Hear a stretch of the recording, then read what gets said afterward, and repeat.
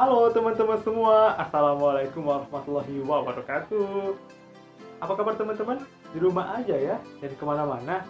Di sini saya Juanda Prayogi, dari jurusan D3 Analis Kesehatan, Prodi Teknologi Laboratorium Medis, Poltekkes Kemenkes, Bengkulu. Nah, pada kali ini teman-teman, Juanda bakalan menjelaskan mengenai pemeriksaan bakteriologi, yaitu perhitungan jumlah bakteri pada susu. Nah, jadi prinsipnya gini teman-teman, apabila sel mikroba yang masih hidup kita masukkan ke dalam sebuah medium, maka sel mikroba tersebut akan tumbuh, berkembang biak dan membentuk koloni yang dapat diamati secara langsung dan dihitung tanpa menggunakan mikroskop. Kira-kira gimana sih pemisahannya? Yuk simak penjelasan video Jonda berikut ini. Nah, adapun tujuannya yaitu 1. Mengetahui pembuatan piaraan tuang dari sampel air susu melalui pengecaran dari terendah ke tertinggi. 2. Mengetahui mengenai total pet count berdasarkan perhitungan jumlah mikroba pada susu berdasarkan pengecarannya. Dan yang ketiga, mengetahui tumbuh atau tidaknya koloni bakteri pada media. Adapun alat dan bahannya yaitu susu, agar tuang, 3 cawan Petri, 5 tabung reaksi, rak tabung reaksi, aqua steril, bunsen, korek api, dan spet. Langkah kerjanya yaitu, untuk cara kerjanya yaitu tambahkan 9 ml aqua steril ke masing-masing tabung reaksi menggunakan spet. Dan perhitungan jumlah bakteri dalam sampel susu ini kita menggunakan metode pengeceran atau dilusi nih teman-teman. Berikutnya, ambil 1 ml susu menggunakan spet. Yang ketiga, campurkan susu dengan aqua steril pada tabung reaksi ke-1 secara langsung atau tidak melalui dinding dalam tabung. Nah, hal yang perlu diingat di sini, kita harus menandai tabung reaksi dengan nomor atau label untuk menentukan urutan pengecerannya.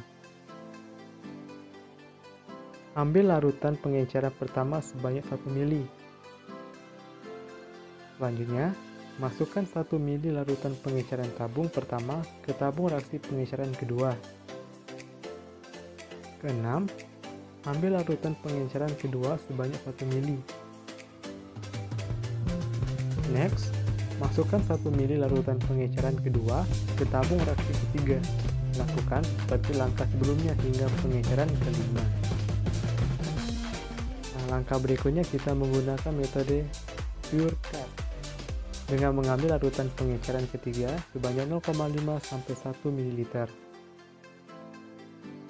Masih menggunakan metode pure plate, yang kedua masukkan larutan ke cawan Petri kosong. Berikutnya, tuang agar ke cawan Petri berisi larutan pengeceran. Ratakan campuran dengan menggerakkan cawan seperti angka 8. Berikutnya, tunggu agar hingga memadat. Lakukan juga langkah 1-5 untuk pengeceran keempat dan kelima. Setelah itu, kita inkubasi selama 24-48 jam. Kira-kira interpretasi hasilnya gimana sih? Nah, ini teman-teman udah kelihatan hasilnya. Jadi, semakin tinggi pengeceran, maka koloni bakterinya akan semakin sedikit yang tumbuh.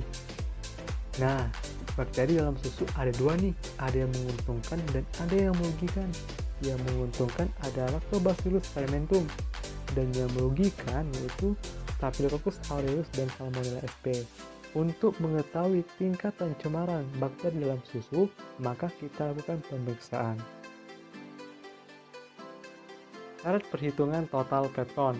Menurut SNI, jumlah koloni yang dapat dihitung adalah koloni yang berada pada interval 25-250 CFU per plate. Spreader dikatakan sebagai spreader jika suatu koloni menutupi 25% atau 50% dari area cawan.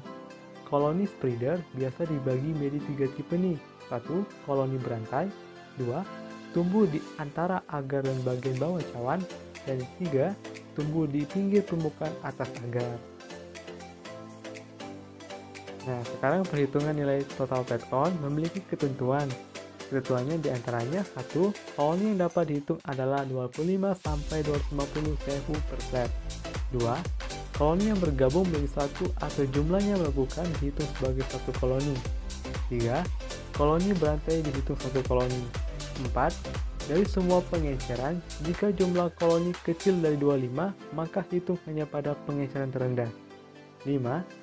Dari semua pengecaran, jika jumlah koloni besar dari 250, maka hitung hanya pada pengecaran tertinggi. 6. Jika dalam pengecaran terdapat dua yang memenuhi 25-250 koloni, maka hitung rasio dengan rumus rasio pengecaran tertinggi per pengecaran terendah. Jika rasio kurang dari 2, maka diambil rata-rata hasil perhitungan. Jika rasio lebih dari 2, maka diambil hasil perhitungan terendah. Nah, perlu diingat di sini teman-teman, pada saat praktikum, metode total pet count menggunakan cawan tunggal atau hanya satu cawan Petri untuk setiap pengecarannya. Dan kesimpulannya adalah, jadi kesimpulannya yaitu berdasarkan hasil pengamatan menggunakan metode total pet count dapat disimpulkan bahwa semakin besar pengecaran dilakukan, maka jumlah koloni yang tumbuh akan semakin sedikit terkait dengan semakin berkurangnya konsentrasi bakteri. Halo teman-teman semua, gimana? Sudah paham kan dan mengerti cara pemeriksaaannya? Semoga bermanfaat dan bisa menambah wawasan kita ya.